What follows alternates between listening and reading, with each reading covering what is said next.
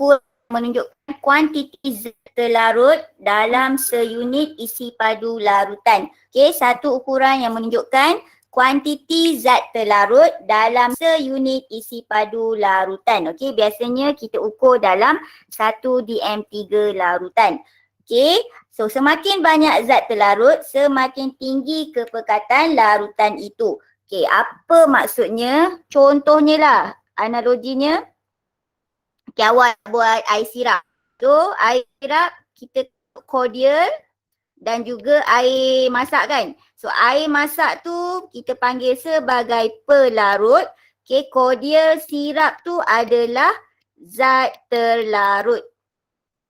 Okey, jadi semakin banyak zat terlarut kita masuk dalam air suling, so semakin pekat air sirap kita. So semakin banyak air sirap yang kita masukkan dalam air suling dan air, jadi air itu akan semakin pekat ataupun semakin manis. So itu maksud dia, kepekatan. Okey, kepekatan boleh diukur dalam 2 unit iaitu gram dm-3 dan juga mol dm-3. So unit untuk kepekatan kita boleh ukur dalam unit gram dm-3, mol dm-3. Kalau dari sini pun awak dah nampak dah. Macam mana kalau kita nak cari kepekatan, gram dm-3 maksudnya gram bahagi dm3. So kita tahu gram ni apa? Gram merujuk kepada jisim. dm3 ni apa? Merujuk kepada isi padu. So daripada unit pun awak dah tahu apa bahagi apa. Cara nak cari kepekatan.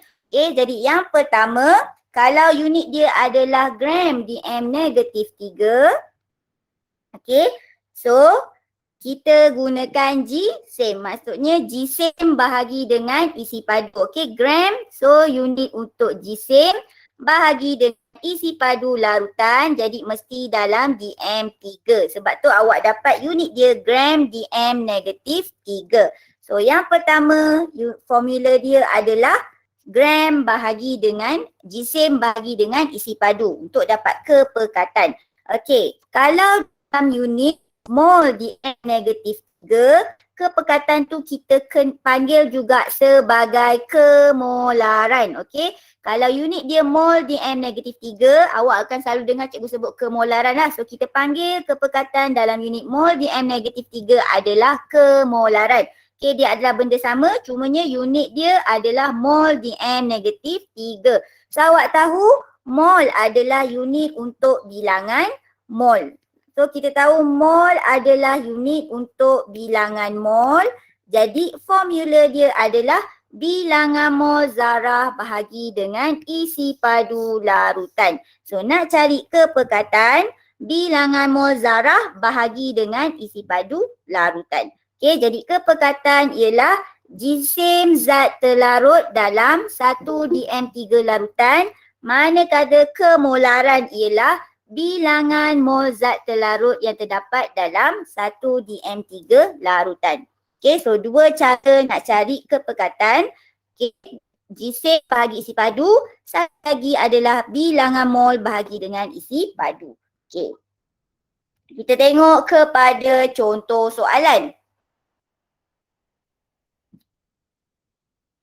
Okey, so kita tengok kepada contoh soalan muka surat 198.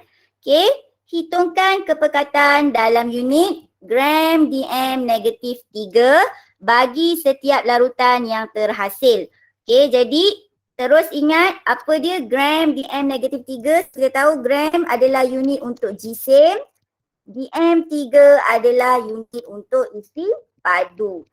Okey, jadi jisim bahagi isi padu. So untuk A senang saja. So apakah kepekatan kuprum sulfat bila larut dalam air?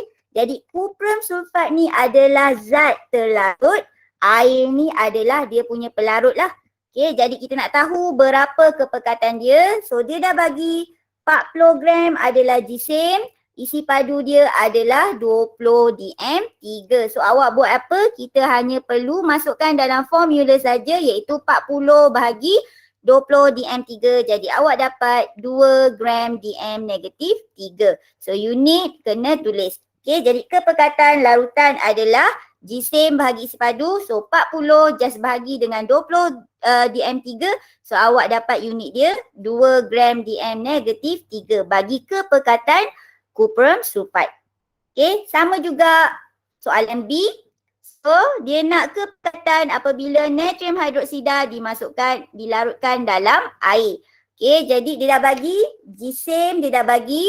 Okay, isi padu pun dia dah bagi, tapi apa yang berbeza dekat sini? Unit cm3. Jadi awak dah tahu formula dia mesti dalam gram cm negatif 3. Jadi kita kena tukarkan cm3 kepada dm3. So cm3 tukar kepada dm3 kena buat apa? Darab 1000 ke bahagi 1000?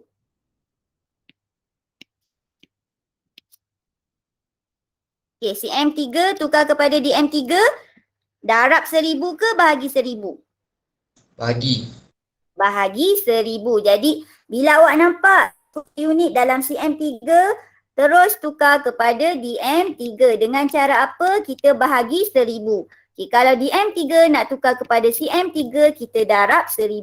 So kena tukarkan dulu isi padu larutan kepada dm3 barulah awak boleh masukkan dalam formula jisim bahagi sebab unit isi padu larutan adalah dalam dm3. So lepas awak dah tukar kepada dm3 barulah masukkan dalam formula, jadi awak dapatlah unit dia 24 gram dm negatif 3. So itu untuk kepekatan dalam unit gram dm negatif 3.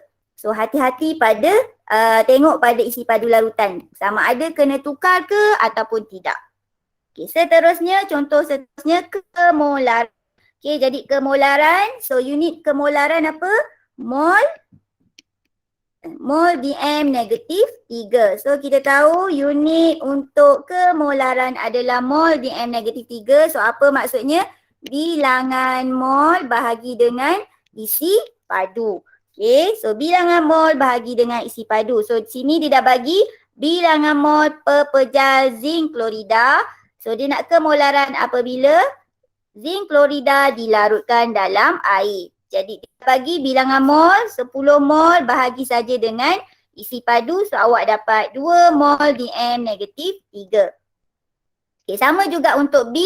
So apa bezanya? Isi padu. Isi padu yang dia bagi dalam unit cm3. So apa yang awak perlu buat? Kena tukarkan kepada dm3 dulu dengan cara apa? Kita bahagi dengan 1000. Okay, lepas awak dah tukar kepada dm3, barulah terus masukkan dalam formula bilangan mol bahagi dengan isi padu larutan. So awak dapat 0.2 mol dm negatif 3. So dua formula kepekatan dan juga kemolaran. Okay, apa kaitan kepekatan dengan kemolaran? Okay, so apa kaitan kepekatan dengan kemolaran? Okay, awak pun dah tahu nak cari bilangan mol macam mana? Kalau melibatkan jisim. So apa bahagi apa? Bilangan mol kalau melibatkan jisim. First, mula-mula awak belajar. So bilangan mol, nak cari bilangan mol kalau melibatkan jisim. So bahagi dengan apa?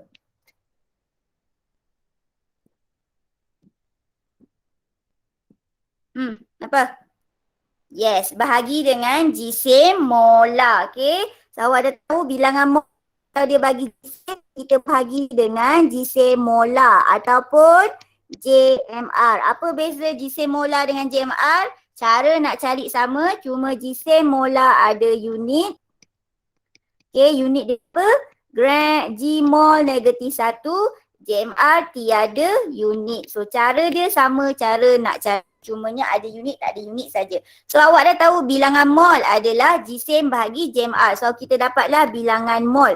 So sama juga, yang ni awak tahu kita nak kemolaran adalah bilangan mol bahagi dengan isi padu. Kalau ni jisim bahagi dengan isi padu. So daripada jisim nak tukar kepada bilangan mol. So dia dah bagi jisim nak tukar bilangan mol, apa yang kita perlu buat?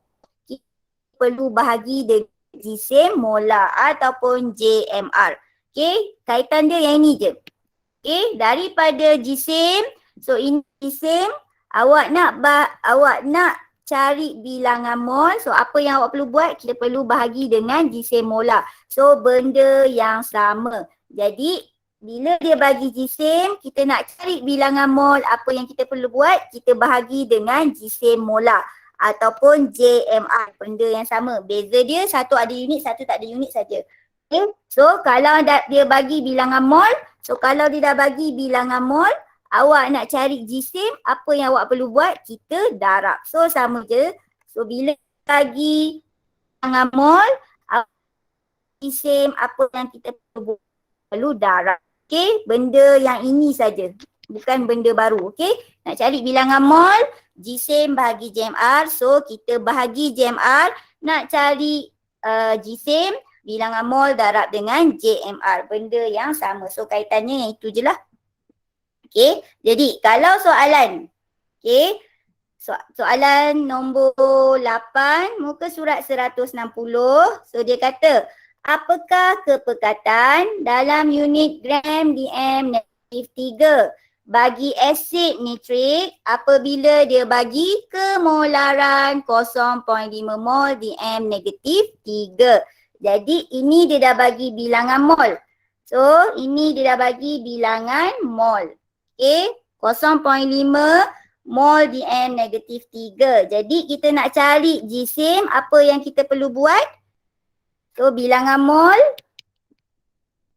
sama dengan jisim bahagi JMR. So kalau dia dah bagi bilangan mol, dia nak cari jisim. So kita kena buat apa? Kita darab dengan JMR. So JMR apa yang awak perlu cari? JMR bagi asid nitrik. So lepas awak dah cari JMR bagi asid nitrik, kita darab saja dengan kemolaran. So awak akan dapat kepekatan dalam unit gram dm negatif 3. So nak cari kepekatan, kita darab jisim molar. Kalau nak cari kemolaran, kita akan bahagi dengan jisim molar. So itu adalah contoh yang ke-9. Okay. Tukarkan kepekatan larutan lithium hidroksida, dia dah bagi 3.6 yang kepekatan. So dia nak cari apa? Kemolaran. Jadi apa yang kita perlu buat? Kita hanya perlu bahagi dengan jisim molar ataupun JMR. So awak cari JMR lithium hidroksida berapa? Awak masukkan saja dalam formula. So awak akan dapat unit dia 0.15 mol dm negatif 3. Okay. Faham? Boleh? Boleh tak?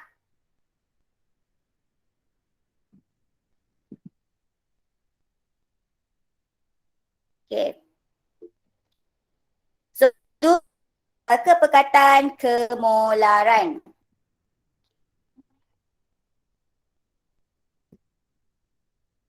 Okay. So, yang terakhir. Okay, so yang terakhir. Okay. Tadi awak tahu kepekatan kemolaran. Hari tu kita, waktu mula awak belajar, kita belajar untuk satu isi padu, satu jisim. So jisim biasanya untuk pepejal.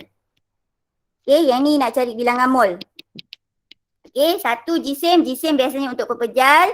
Okay, lepas tu ada yang nombor 2, bilangan zarah. Okay, yang atom, ion atau molekul. Yang ketiga apa? Yang ketiga isi padu gas. Okey, ni biasanya melibatkan gas. So, yang melibatkan cecair, so dah dengar pepejal isi padu cecair. So, formula yang keempat, cara nak cari bilangan mol apabila melibatkan cecair, formula dia adalah N tu bilangan mol sama dengan MV. Okey. So awak dah belajar 3 cara nak cari bilangan mol. Satu kalau dia bagi jisim, iaitu itu biasa untuk pepejal. Okay, jisim bahagi JMR, so itu pepejal. Okay, yang kedua bilangan zarah yang awak bahagi dengan nombor Avogadro untuk atom, ion atau molekul.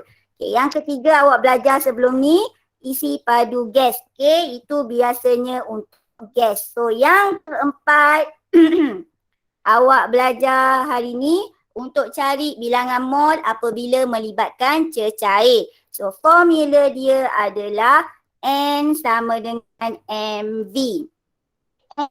Dengan MV. N tu apa? N adalah kemolaran. Okay, N tu apa? N kemolaran yang awak baru belajar. Mol Dm negatif 3. V tu apa? V adalah isi padu. Okay, so biasanya kalau ini dia adalah Dm negatif dalam Dm 3. So isi padu dalam 3. Okay. Boleh sampai sini? Formula yang untuk last kali cari bilangan mol melibatkan cecair.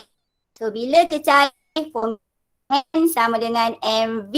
Okay, tapi biasa dalam soalan isi padu yang diberi dalam soalan biasanya adalah dalam CM3.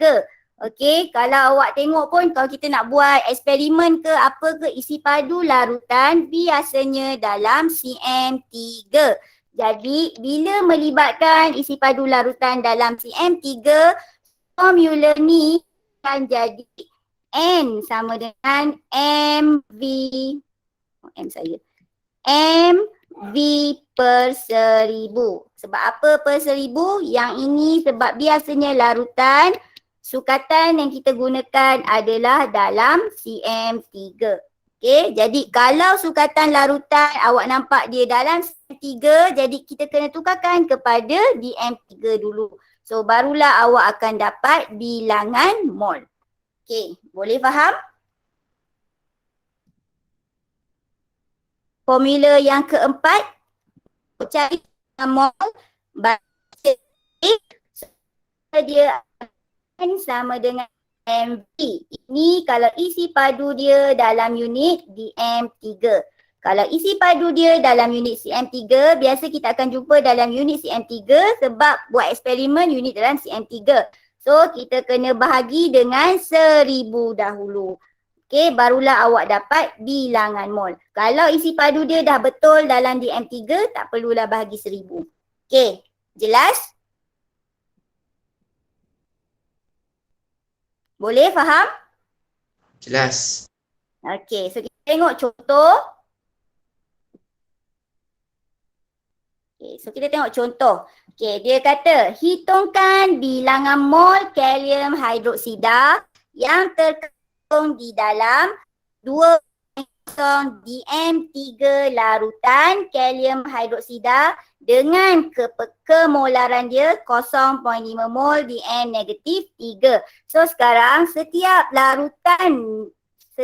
larutan yang awak akan jumpa, dia mesti akan beritahu dia punya kemolaran dan dia punya isi. Setiap kali awak akan dia mesti beritahu dia punya kemolaran dan juga dia punya isi padu. So kat sini dia nak cari bilangan mol. Bilangan mol unit dia adalah M. Okay, simbol bilangan mol adalah N. Jadi bilangan mol adalah N sama dengan MV. MV dan dalam 3. Jadi masuk saja dalam persamaan, cara dia adalah M dan V. Maksud dia kemolaran. Okay, kemolaran darab dengan isi padu. So 0.5 mol darab dengan 2.0. So kita dapat 1.0 mol kalium hidroksida. Okay, ini isi padu dalam DM3. Okay, so masukkan saja dalam formula untuk bilangan mol apabila menggunakan larutan. Okay, so N sama dengan MV. Kemolaran darab dengan isi padu. Okay, contoh yang seterusnya dia bagi contoh 11. Okay, so kalau awak tengok kat sini, sebuah bika mengandungi 200 cm3 larutan karbon nitrat dengan kemolaran 0.2 mol di 3. Ini dia nak cari apa? Bilangan mol karbon nitrat. Jadi kita gunakan formula apa? Formula asas dia adalah N sama dengan MV. Tapi dekat sini isi padu dia dalam CM3. Jadi kita kena bahagi dengan 1000. Kalau tadi tak payah bahagi 1000 sebab apa? Unit dia dah siap-siap dalam DM3. So kat sini unit dia adalah cm3, jadi kita kena gunakan formula N sama dengan mv per 1000. So M ni apa? M kemolaran, V ni apa? V adalah isi padu. So kemolaran dia adalah 0.2 mol, PM negatif 3, isi padu dia adalah 200. So kita masukkan saja dalam formula N sama dengan MV per 1000. So 0.2 darab 200 bahagi dengan 1000. So awak akan dapat 0.04 mol bagi plumbum nitrat. Okey, jelas? Boleh faham?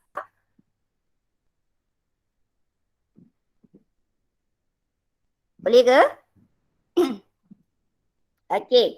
So habis kiraan bilang awak dah tahu untuk pepejal, kita dah tahu cara kalau nak cari untuk gas. So yang terbaru awak belajar kalau dalam aqueous lah, aqueous.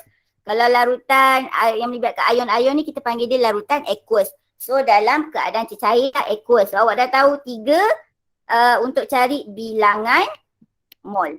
Okey, dan satu lagi kalau melibatkan bilangan zarah. Okey, atom, ion ataupun molekul. Okey, boleh? Jadi, so bila melibatkan kiraan, banyak sikit lah yang awak kena buat untuk bagi awak faham. Okey, jadi perlu buat soalan ke 101. Aktiviti 6 semua dan juga uji kendiri 6.5 soalan 3, 4 saja. Kendiri 6.5 soalan muka surat 3, 4, 5. Okey, sebab cuti sekolah kan. So banyak sikit lah untuk latihan pengiraan. Modul awak. Okey, modul muka surat. So modul awak muka surat 147. Latihan 25. Sampailah soalan 30 muka surat 149. So ini melibatkan pengiraan. Okey. Modul muka surat 147 hingga 149. Soalan 25 hingga soalan 30. Okey. Kerja rumah awak. Selain daripada buat poster. Okey. So hari ni topik baru kita pengiraan. Okey, boleh faham? Ulang lagi sekali. Okey. Soalan muka surat 161, aktiviti 6.6 semua. Dan juga aktiviti 6.5, uji kendiri 6.5, muka surat 3, 4 dan 5. Okey. Boleh dengar? Boleh. Okey, seterusnya modul. Modul muka surat 147 hingga 149. Soalan 25 hingga soalan 30. So pengiraan. Okey. Kita akan bincang lepas cuti lah, naik cuti tu hari Khamis. So awak ada banyak masa lah untuk buat. Okey. So kita habis pengiraan. Ada apa-apa soalan boleh tanya cikgu. Kita tengok modul awak sebelum ni apa benda belajar pasal asid dan base. Okay, so tandakan guna pen merah pada jawapan awak. Okey, muka surat 126, soalan nombor latihan 1. Okey, latihan 1. Jadi persamaan pengayonan bagi asid. So yang ini adalah persamaan pengayonan bagi asid. Okay, so apa itu asid? Sambil itu kita ulang kaji, apa itu asid?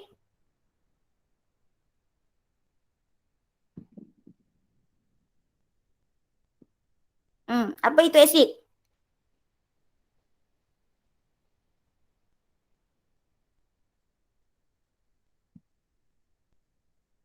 Kelas, apa maksud asid?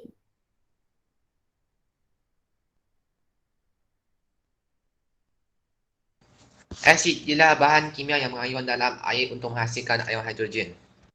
Ya, bahan kimia yang mengayon dalam air untuk menghasilkan ion hidrogen. Okey, so ini adalah persamaan bagi persamaan pengayonan bagi asid nitrik. So asid nitrik akan menghasilkan ion hidrogen dan juga ion nitrat. Okey, asid sulfurik akan menghasilkan ion hidrogen juga ion sulfat. Okey, so semua persamaan perlulah seimbang. Jadi dekat belah ada 2 hidrogen, so kita kena tambah 2 pada depan hidrogen. Okey, so menghasilkan 2 mol hidrogen dan juga 1 mol ion sulfat. Okey, so yang seterusnya asid etanoik. Okey, dia akan menghasilkan H+. Jadi kalau H+ ni didapatkan, so H ni tak ada dah. Okey, jadi ion etanoat adalah CH3COO-. Sebab H ni telah terayon jadi H+. So H+ dan juga ion etanoat. Okey, kalau ion kalau asid yang menghasilkan 1 mol ataupun 1 ion hidrogen, kita panggil asid apa? Jenis-jenis asid. So kita panggil asid apa kalau dia menghasilkan 1 ion hidrogen? So asid apa?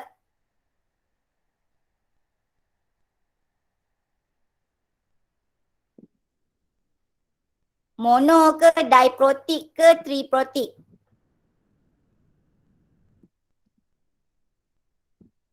Okey, monoprotik. So bila dia menghasilkan 1 ion hidrogen, monoprotik. So kalau asid sulfurik kita panggil asid apa?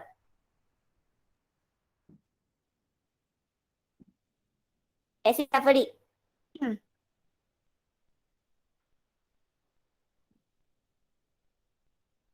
Yes, so asid sulfurik asid protik sebab 2 ion hidrogen. Okey, so seterusnya alkali. Okey, latihan 2. So alkali ialah bahan kimia yang ion untuk menghasilkan ion hidrogen. So natrium hidrogen mengandungi ion natrium dan juga ion hidroksida.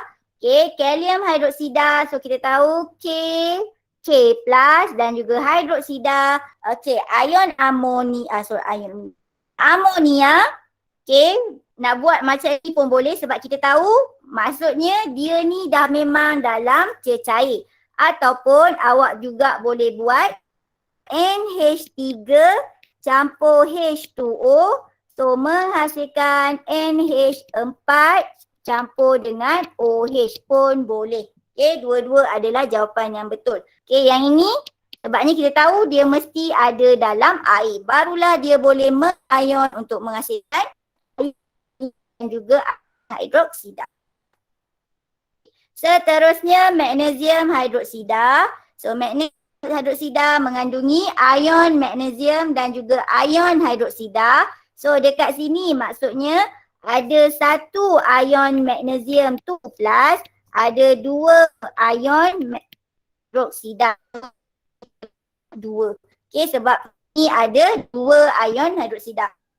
Persamaan awak perlu seimbangkan. Okay, lepas awak dah keluarkan ion dia, lepas tu kita seimbangkan macam biasa. Okay, jadi ni latihan 2. Okay, latihan 3. Okay, latihan 3 disuruh kelaskan asid kepada monoprotik dan diprotik. Jadi monoprotik semua yang menghasilkan 1 mol ion hidrogen dan juga diprotik yang menghasilkan 2 ion hidrogen. So hanyalah asid sulfurik sahaja yang asid diprotik. Okay, soalan nombor 2.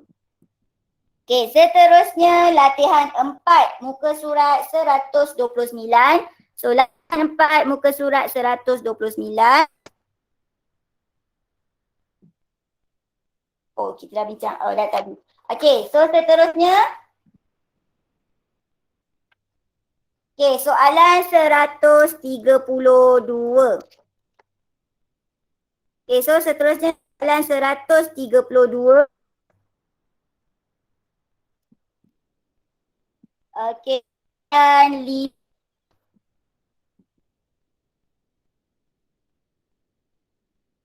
okey. So soalan asid ni dia boleh tanya dekat esei, boleh tanya dekat subjektif, paper 2 bahagian A ataupun esei ataupun objektif. Okey. So kalau ditanya dalam soalan esei, gas hidrogen klorida hanya menunjukkan sifat asid apabila dilarutkan dalam air. Kenapa? Apa yang berlaku? Asid masuk dalam air, apa yang berlaku? Akan mengayon. Ini saja. So bila mengayon, apa yang berlaku? Ada kehadiran ion hidrogen. Ada kehadiran ion hidrogen baru boleh menunjukkan sifat asid. Sifat asid dia apa? Sama ada fizikal ataupun kimia. Ini asid. Kalau alkali juga yang berlaku dalam air, dia akan mengayon, menghasilkan ion hidroksida. So bila ada ion hidroksida, so apa yang berlaku? Barulah boleh menunjukkan sifat alkali dia. Okey, jadi apa yang berlaku bila hidrogen klorida dalam air? So bila dalam air, gas hidrogen klorida akan mengayon dalam air. So bila mengayon, apa yang berlaku? Akan menghasilkan ion hidrogen yang bebas bergerak. Jadi kehadiran ion hidrogen yang bebas bergerak ni boleh menunjukkan sifat asid, sama ada fizikal ataupun alkali. Okey, itu bila dia dalam air. So bila dia dalam propanon, so propanon ni apa? Maknanya tak ada air. Ini propanon adalah pelarut organik. Okey, boleh assume dia tiada air lah. Okey. Bila tak ada air yang berlaku, dia tidak akan mengayon sebab hidrogen klorida hanya mengayon dalam air. So bila tak ada air ataupun dalam pelarut organik, hidrogen klorida tidak akan mengayon. Jadi bila dia tak mengayon, kita tahu hidrogen klorida ni sebatian apa? Merupakan sebatian kovalent. Jadi dia kekal sebagai okey. Bila sebagai molekul ada hidrogen yang terhasil, bila tiada hidrogen yang terhasil, maka dia tidak boleh menunjukkan sifat asid. Ini sahaja jawapan bila melibatkan peranan air. Okey, mengayon ke tak mengayon? Bila mengayon ada apa? So bila tak mengayon dia wujud sebagai apa? Ini sahaja dia punya penerangan apabila melibatkan air. Okey, so soalan 6 sama juga. Jadi kalau soalan 6, gas amonia ni adalah alkali. So kalau alkali mengayon menghasilkan ion hidroksida. Okey, benda yang berulang. Okey, bila gas amonia mengayon dalam air akan menghasilkan ion hidroksida yang bebas. Bila ada ion hidroksida baru boleh menunjukkan sifat kealkaliannya. Manakala dalam propanon adalah pelarut organik. Apa yang berlaku? Amonia ni tidak akan mengayon. So bila dia tak mengayon, dia wujud sebagai molekul yang neutral. So, awak tahu NH3 ni adalah sebatian kovalent. So sebatian kovalent adalah wujud sebagai molekul. So bila tiada ion hidroksida yang berlaku, tak boleh menunjukkan sifat dalam alkali. Okey, seterusnya ini adalah contoh kalau soalan dalam bentuk subjektif A. Okey, so dia bagi dua gambar rajah. So set gambar rajah, set 1 dan set 2. So awak tengok satu amonia dalam air, satu amonia dalam propanon. Jadi manakah yang akan menunjukkan sifat dia? Iaitu menukarkan kertas limus merah kepada biru. Set 1 ke set 2? Mana yang akan menunjukkan perubahan warna kertas limus merah? Set 1 ke set 2? Set 1, okey. Tengok apa? Tengok pelarut dia. Dia guna apa? Okey, so bila ada kehadiran air, merah ni akan bertukar di so kalau propanon pelarut ni tetap jadi warna. Okay, so apa fungsi kertas litmus merah? Untuk mengesahkan kehadiran ion hidroksida. So fungsi kertas litmus merah untuk mengesahkan kehadiran ion hidroksida. Okay, rekodkan perubahan warna. So bila perubahan warna daripada apa ke warna apa? Satu yang dia ada air, jadi biru merah ni akan bertukar menjadi warna biru. So kertas litmus merah bertukar menjadi biru, manakala set 2 tiada perubahan pada kertas litmus. Okey. Jadi terangkan mengapa. So 4 markah. Okey, apa yang berlaku dalam set 1? Amonia mengayon dalam air untuk menghasilkan ion hidroksida. Okey, dengan kehadiran ion hidroksida barulah menunjukkan sifat alkali. Manakala dalam set 2, amonia tidak mengayon dalam propanon, dia wujud sebagai molekul neutral, so lagi tiada kehadiran barulah jawapan ion hidroksida, barulah jawapan awak lengkap. Okey. Set 1 kenapa? Kerana amonia mengayon dalam air menghasilkan ion hidroksida. Kalau set 2, kenapa tak? Kerana amonia tidak mengayon dalam propan. Wujud sebagai molekul neutral, tiada kehadiran ion hidroksida. Okey. So seterusnya B, nyatakan jenis zarah yang wujud. So ion, okey, bila di dalam air, jadi amonia ni akan wujud sebagai ion sebab kita akan ada ion amonium dan juga ion hidroksida. So kalau dia dalam propanon, yang ini masih lagi kekal sebagai molekul. Okey, so dalam set 1 dia wujud sebagai ion, dalam set 2 dia wujud sebagai molekul. Okay. Nama bahan lain yang dapat menggantikan propanon, ether metil, heksana pun boleh. Okay. Antara pelarut organik. Okey, jelas? Okey, soalan yang seterusnya, soalan 8. Okey, ni dia dah gabung dengan sifat kimia asid. So, dalam satu pelarut, dia letak pita zinc. Okey, yang ini yang melibatkan logam reaktif. Okey, so persamaan apa? Yang sifat kimia apa? Yang logam reaktif. Apa hasil dia? Bila logam reaktif bertindak balas dengan asid, kita dapat apa? Logam reaktif bertindak balas dengan asid. Apa hasil dia? Garam dan gas hidroksida. Garam dengan gas? Gas apa? Hidrogen. Gas hidrogen. So bila asid campur topik kalau aktif, tengok soalan boleh tengok. So akan menghasilkan garam dan juga gas hidrogen. Okay, so kat sini hidrogen klorida ni gas hidrogen klorida.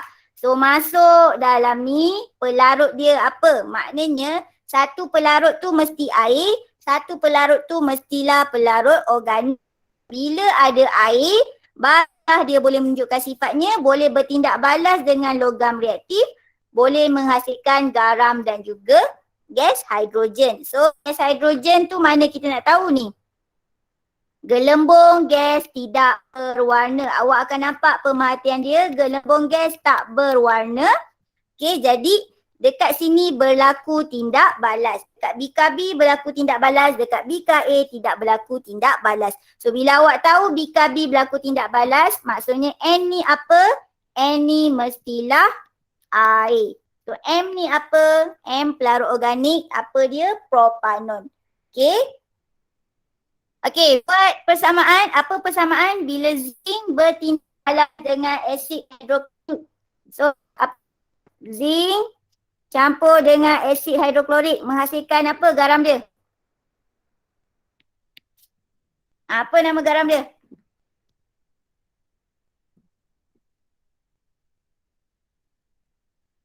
Zinc campur asid hidroklorik. So apa garam dia?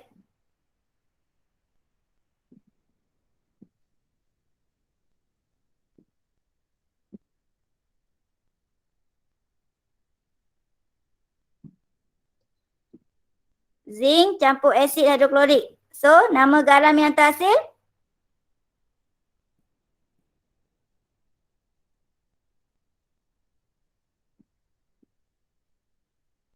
Zinc klorida. So zinc Cl2 campur dengan gas hidrogen. Okey, bila dapat ni dapat 1 markah. So 1 markah lagi mana tak dapat, kita seimbangkan. So dapat 2 markah ni. Okey. Jadi seterusnya. Okey, perbezaan. Jadi kalau dalam bika A, apa yang berlaku?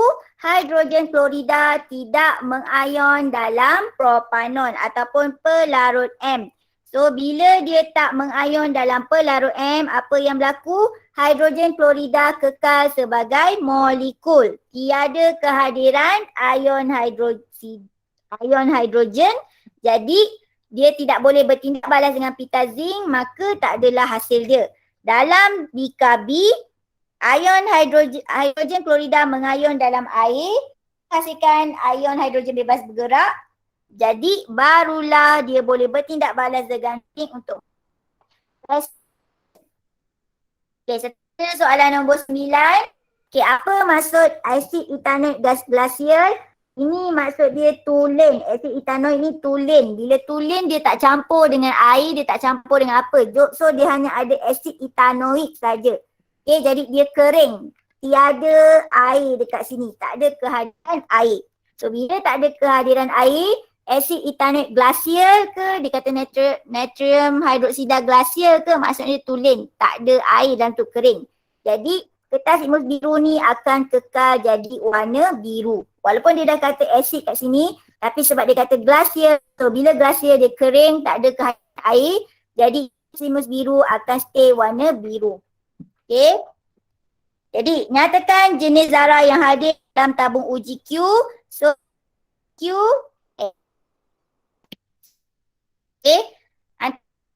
PQ dan R uji P. Sebab apa? Asid glacial tak mempunyai ion hidrogen yang bebas bergerak. So dia dah dalam ni, dia dah memang asid. Tapi sebab dia kering, jadi dia tak mempunyai ion hidrogen yang bebas bergerak. So bila tiada ion hidrogen, apa yang berlaku? Tiada perubahan pada kertas limus biru. So ini dia punya jawapan. Okey, tabung antara tabung itu tabung uji P. So sebab apa? Asid etanoik glacial mempunyai ion hidrogen yang bebas bergerak. So bila tiada ion hidrogen, apa yang berlaku? Tiada perubahan pada kertas limus biru. Okey, boleh? Faham?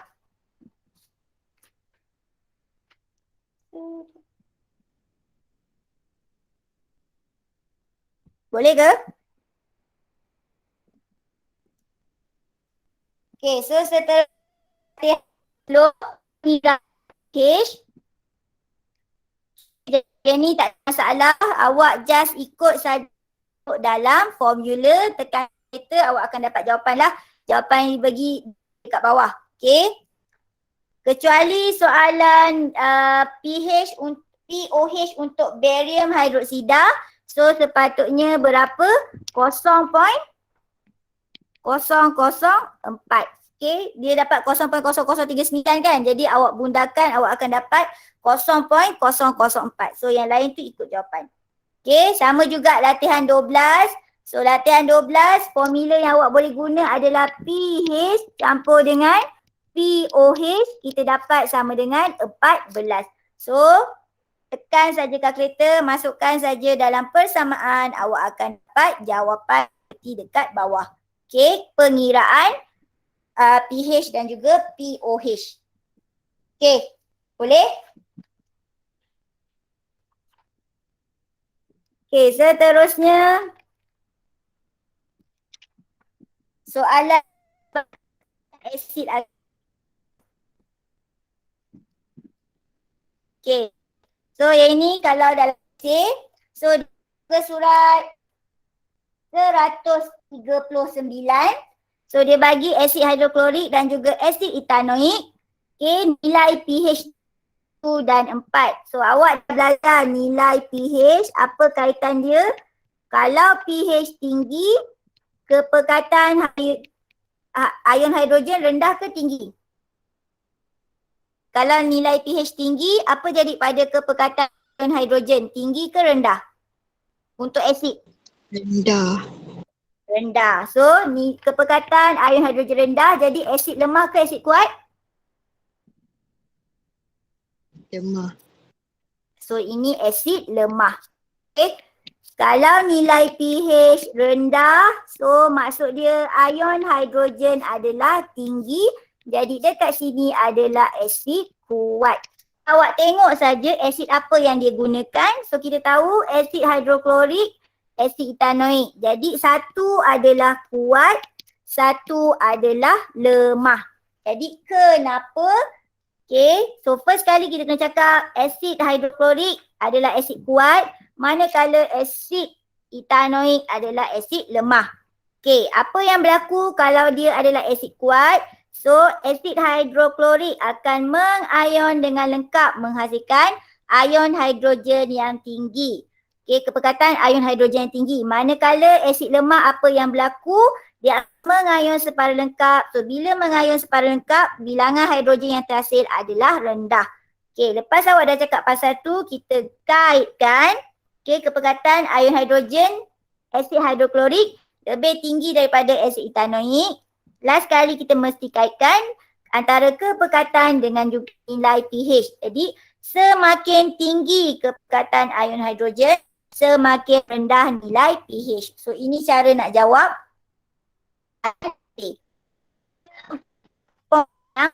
Menerangkanlah kepada asid kuat, asid lemah. Okay, last kali latihan 14. So sama juga, kalau untuk alkali pH rendah, pH tinggi, so kepekatan ion hidroksida adalah tinggi. Jadi adalah alkali kuat.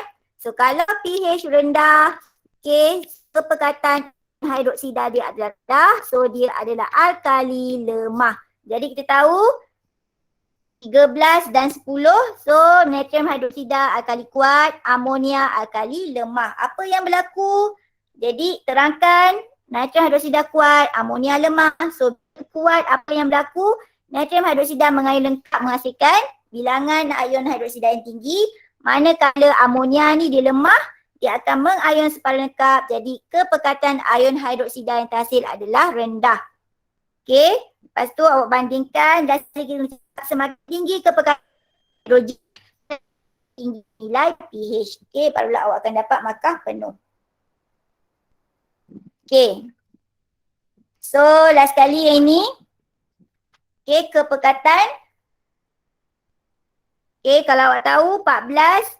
So 14 ni adalah alkali asid neutral. So ini adalah untuk alkali. Alkali kuat, 7 ni adalah neutral. So neutral biasanya garam. So yang ketiga dengan satu ni adalah untuk asid. Okay, nyatakan maksud asid. Asid adalah bahan kimia yang mengion dalam air menghasilkan ion hidrogen. So satu contoh P. P adalah alkali kuat. So alkali kuat contoh natrium hidroksida, kalium hidroksida pun boleh.